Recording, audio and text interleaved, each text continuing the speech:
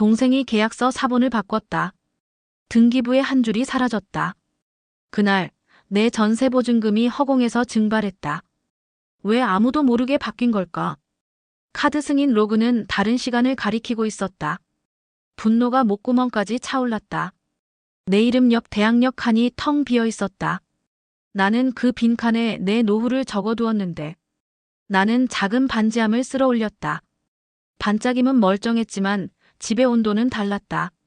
이사 전날 집주인 대신 나온 보조라는 남자가 열쇠를 흔들었다. 그는 부동산 명함을 내밀며 말없이 허리를 숙였고 나는 짧게 고개를 끄덕였다. 시계 초침이 건조하게 튀는 소리가 벽에서 튕겼다. 계약은 끝났고 남은 건 이사뿐이었다. 아니, 끝났다고 믿었던 건 나만이었을 것이다. 닫힌 문틈에서 냄새가 올라왔다. 종이 먼지와 토너, 인쇄된 잉크가 아직 덜 마른 냄새. 동생은 걱정 말하는 표정으로 박스에 테이프를 감고 나는 전세 보증금 이체 알림을 다시 훑었다. 수신자 이름이 익숙했다. 문제는 시간이었다. 내가 보증금을 보낸 정확한 시각보다 27분. 앞선 시간대에 계약서 재발행이라는 메모가 내 메일함에 박혀 있었다. 누가, 왜 그 짧은 틈에 서류를 바꿨을까? 해가 기울자 현관이 미세하게 흔들렸다. 복도 끝에서 누군가 바코드를 스캔했다. 띠 하는 얇은 소리에 내 심장이 따라 울렸다. 무인 택배함에 들어온 작은 봉투 하나, 발신인은 동네 인쇄소였다. 동생은 봉투를 열어 계약서와 안내문을 꺼냈다. 종이 모서리가 프린터 롤러에 긁혀 미세한 줄이 나 있었다. 나는 사소한 상처를 오래 바라보는 편이다. 상처는 말한다. 나를 만든 손이 다르다. 다음 날 아침 등기부를 다시 떼었다. 수요가 많다는 이유로 직원은 무표정했고 인쇄기는 기계적으로 토너를 뿜었다. 어제와 같은 주소, 같은 면적, 같은 집원. 다른 건 단 한 줄이었다. 대리인 등록의 날짜와 이름. 그 이름은 부동산 보조의 성과 같았고 철자 하나가 바뀌어 있었다. 나는 도리가 아니라 습관으로 곧장 카드 승인 내역을 뒤졌다. 어젯밤 9시 4분, 인쇄소 카드 승인이 있었다. 동생의 카드였다. 우리는 그 시간에 함께 박스를 접고 있었다. 그런데 영수증 사진의 용지폭이 우리 동네 인쇄소 것과 달랐다. 낯선 폭, 낯선 파열선. 카메라 각도는 의도적으로 위에서 아래로였다. 손등의 점이 보이지 않았다. 동생 손이 아니라는 뜻이었다. 두통이 몰려왔다. 나는 뜨거운 주전자를 식혀 내려놓고 부동산 사무실로 걸음을 옮겼다. 문을 여니 실내는 쓸쓸했고 아크릴 간판이 약하게 흔들렸다. 벽시계가 11시를 넘겼는데도 사무장은 보이지 않았다. 대신 그 보조가 있었다. 그는 오늘도 열쇠를 흔들지 않았다. 가만히 내 손을 보더니 안부도 없이 얇은 미소를 고정했다. 불쾌했다. 내가 먼저 말을 꺼냈다.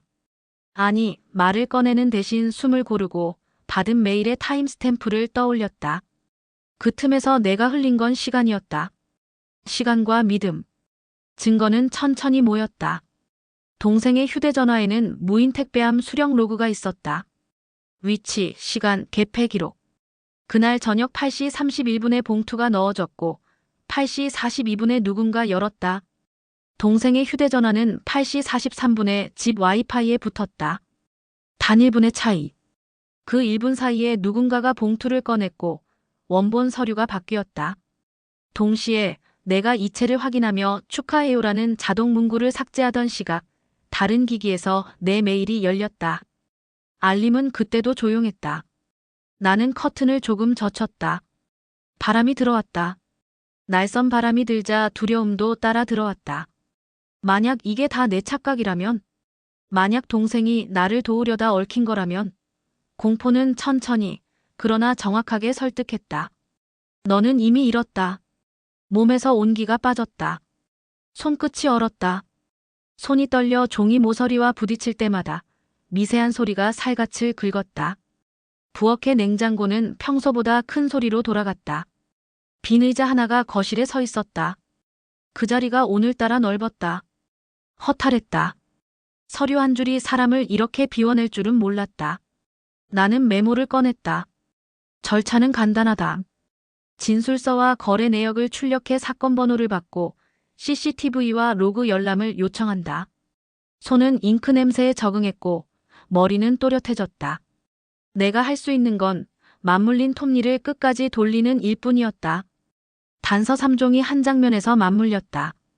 무인 택배함 로그의 개폐 시간, 인쇄소 카드 승인 내역의 파열선, 등기부 대리인 등록의 철자 오탈자. 복도 센서가 반응하며 딸깍 하는 소리를 냈다. 공기가 차가워졌다. 형광등이 미세하게 깜빡이며 사물들의 윤곽을 더 날카롭게 만들었다. 잉크 냄새가 한층 진해졌다. 종이 사이를 넘길 때마다 건조한 사각거림이 귓속을 긁었다. 나는 내 안에서 질문을 반복했다. 정말 동생일까? 누구의 손일까? 왜 1분일까? 왜 철자 하나일까? 반복은 결론을 데려왔다. 의심은 확신으로 넘어갔다. 같은 손이 같은 버릇으로 다른 날에도 이런 짓을 했을 것이다. 그 손은 습관적으로 파열선을 숨길 줄 알았다. 그리고 오늘 내 앞에서도 같은 리듬으로 미소를 붙였다. 간접 충돌을 택했다. 나는 문자로 보조에게 사진 한 장을 보냈다. 어젯밤 영수증 사진과 오늘 내가 인쇄소에서 직접 찍은 영수증을 나란히 붙였다. 종이 폭과 점선 간격, 파열의 방향. 무인 택배함 로그와 카드 승인, 어느 쪽이 먼저였죠? 답은 오지 않았다. 대신 읽음 표시가 붙고 사무실 유리문이 아주 천천히 닫혔다. 뒤집힘은 갑자기 오지 않았다. 오래 준비된 사건처럼 천천히, 그러나 거스를 수 없이 밀려왔다. 동생의 앨범을 천천히 넘기다. 나는 반지 사진에 멈췄다. 반지 안쪽 각인이 흔들려 있었다. 날짜가 흔들려 있었다. 각인의 7과 1 사이 간격이 미세하게 달랐다. 그 각인을 해준 사람은 동네 근방 사장님이었고 그 사장님은 오래된 분이었다. 나는 사장님에게 전화를 걸지 않았다. 대신 가게로 갔다. 사장님은 내 얼굴을 보고 반지 안쪽을 밝은 루페로 비추며 말했다. 아니, 말은 하지 않고 가늘게 고개를 저었다. 나는 눈을 감고 그 미세한 고개의 각도를 기억했다. 돌아오는 길, 계단 CCTV 사각지대에서 발자국 소리가 멈췄다. 피곤한 저녁 사람들은 각자의 문으로 사라지고 복도에는 소리가 줄었다. 그때 내 휴대전화가 떨렸다. 택배함 긴급 알림 비정상 개폐 감지. 동생의 휴대전화에도 같은 알림이 왔을 것이다. 아니, 아마도 꺼두었겠지. 나는 뛰지 않았다. 천천히, 그러나 끝까지 걸어갔다. 택배함 앞에서 나는 깊게 숨을 들이마시고 조용히 열었다. 안에 든 건 얇은 봉투 하나. 인쇄소 명칭이 다른 도시에 있었다. 발신지가 바뀌어 있었다. 이건 실수였다. 습관의 파열은 반복되다가 둔해진다. 나는 사무실로 돌아와 벽시계를 똑바로 마주했다. 초침 소리가 커졌다. 보조는 내 앞에 앉아 이번에도 미소를 게을리하지 않았다. 그의 손등에 미세한 잉크점이 보였다. 토너가 묻은 자리였다. 내 말은 간단했다. 아니, 말 대신 종이를 하나씩 나열했다. 무인 택배함 개폐 로그, 카드 승인 내역의 시간대, 다른 도시 인쇄소의 발신지, 그리고 등기부의 철자 오탈자. 내가 가리키지 않아도 종이들이 서로를 가리켰다. 그는 잠깐 눈을 내리깔았다. 숨이 얕아졌다. 사무실의 온도가 미세하게 올라갔다. 나는 기다렸다. 기다림은 오래된 무기다. 분노는 여기서 폭발해야 마땅했지만 나는 폭발하지 않았다. 대신 메모를 꺼내들었다. 절차는 사람을 지켜준다. 나는 사건 번호를 적고 담당자 이름을 적고 열람 요청 사유의 등기 대리인 등록 불일치, 로그 승인 내역 시차라고 적었다. 그는 그제야 미소를 벗었다. 벗겨진 얼굴은 낯설었다. 백지를 오래 쳐다보면 흰색에도 그림자가 있다는 것을 알게 된다. 그의 얼굴에도 잔 그림자가 있었다. 나는 그 그림자를 밀어내지 않았다. 사실을 밀어붙이는 쪽이 더 빠르다. 결전은 조용한 곳에서 이루어졌다. 회의실의 공기는 톱밥 냄새처럼 건조했고 형광등은 흰색을 넘어서 푸른빛을 띠었다.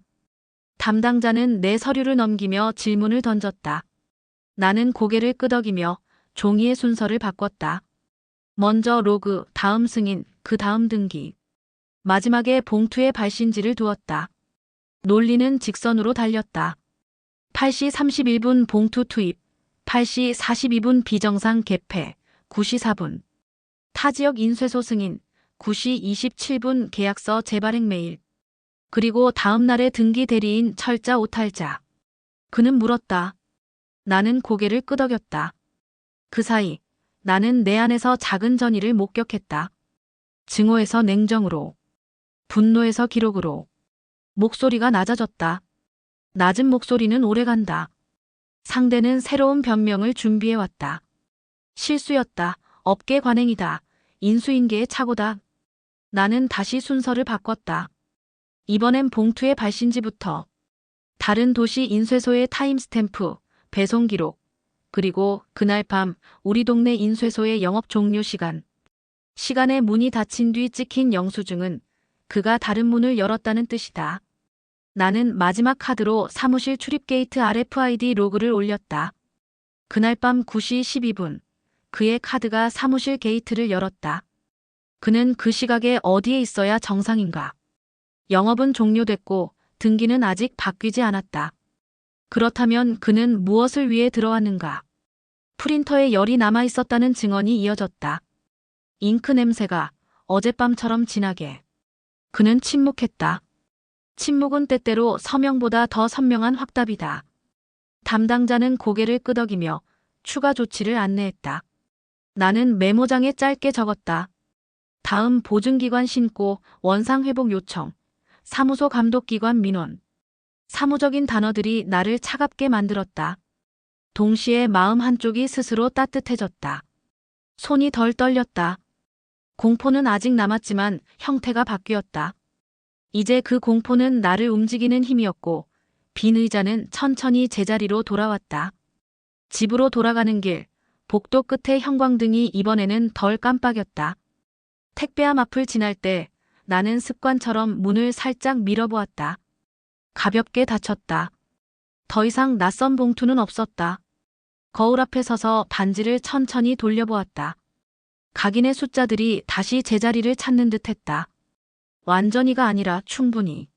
나는 그 정도면 되었다. 오늘의 나는 기록으로 버텼고 시간으로 이겼다. 동생은 내 눈을 제대로 보지 못했다. 그러나 나는 그 눈을 원망하지 않았다. 그의 손에 남은 잉크점을 바라보며 한때 그 손이 내 짐을 함께 들었다는 사실을 떠올렸다. 사람은 동시에 두 사람이 된다. 돕는 사람과 빼앗는 사람. 나는 그 둘을 같은 이름으로 부르지 않기로 했다. 한 장의 종이가 사람을 바꾸지 않는다. 종이가 드러내는 건 습관일 뿐이다. 습관은 반복되고 결국 흔적이 된다. 우리는 그 흔적을 따라간다. 끝까지. 결국 나는 배웠다. 믿음은 기록 위에 세워야 한다. 서류의 온도, 로그의 쉼표, 승인 내역의 시차. 이 모든 작은 것들이 내 방패였다. 방패는 화려하지 않다. 그러나 충분히 막아낸다. 내 교훈은 한 줄이다. 감정은 일시적이고 기록은 영속적이다. 노후를 지키는 건 사랑이 아니라 절차다. 그리고 나는 그 절차를 오늘 배웠다.